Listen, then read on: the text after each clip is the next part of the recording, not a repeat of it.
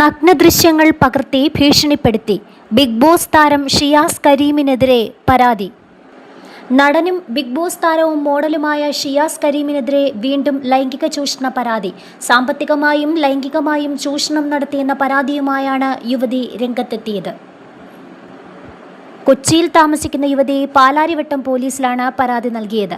ഷിയാസ് കരീം പലതവണയായി 49 ലക്ഷത്തോളം രൂപ തട്ടിയെടുത്തെന്നാണ് യുവതിയുടെ പരാതി.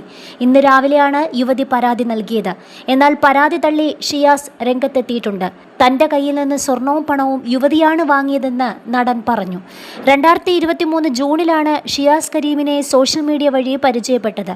പരിചയം സൗഹൃദമായി. 2024 ഷിയാസിനൊപ്പം ലിവിംഗ് റിലേഷനിലായി. ആദ്യഘട്ടത്തിൽ പലപ്പോഴായി 10 ലക്ഷം രൂപ ഷിയാസ് എൻ്റെ പക്കൽ നിന്നും വാങ്ങിച്ചു. കുടുംബസ്വത്ത് വിറ്റ കാര്യം അറിഞ്ഞതോടെ ജിം തുടങ്ങാനെന്ന പേരിൽ 22 ലക്ഷം രൂപ പിന്നെയും വാങ്ങി. ജിം തുടങ്ങിയാൽ അതിൽ പങ്കാളിയാക്കാമെന്ന് വാഗ്ദാനം നൽകി.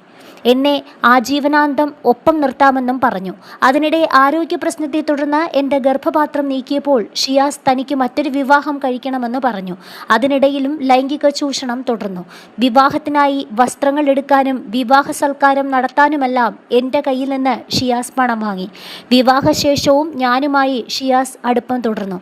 കൊച്ചിയിലും കോഴിക്കോട്ടും പല ഹോട്ടലുകളിലും ഞാൻ ലൈംഗിക ചൂഷണത്തിന് ഇരയായി. ബന്ധത്തിൽ എതിർപ്പ് പ്രകടിപ്പിച്ചതോടെ സുഹൃത്തുമായി കോഴിക്കോടുള്ള എൻ്റെ ഫ്ളാറ്റിൽ അതിക്രമിച്ചു കയറി സ്വകാര്യ ദൃശ്യങ്ങൾ ഇതടക്കം ഷിയാസിനൊപ്പമുള്ള നഗ്നദൃശ്യങ്ങൾ പ്രചരിപ്പിക്കുമെന്ന് ഭീഷണിപ്പെടുത്തി ആകെ 49 ലക്ഷം രൂപ തട്ടി യുവതിയുടെ പരാതിയിൽ പറയുന്നു. ഇൻസ്റ്റഗ്രാം ചാറ്റുകളും വോയിസ് റെക്കോർഡും പണം പലപ്പോഴായി നൽകിയ അക്കൗണ്ട് രേഖകളും പരാതിക്കൊപ്പം പോലീസിന് കൈമാറിയിട്ടുണ്ട്. നേരത്തെയും സമാനമായ കേസ് ഷിയാസിന് നേരെ ഉയർന്നിരുന്നു.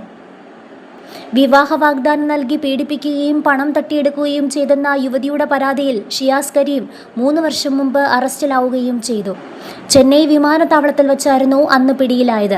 അന്ന് ഷിയാസിനെതിരെ കേരള പോലീസ് തിരച്ചിൽ നോട്ടീസ് പുറപ്പെടുവിച്ചിരുന്നു. ദുബായിൽ നിന്ന് ചെന്നൈയിലെത്തിയപ്പോൾ തടഞ്ഞുവെച്ച് കേരള പോലീസിനെ അറിയിക്കുകയായിരുന്നു.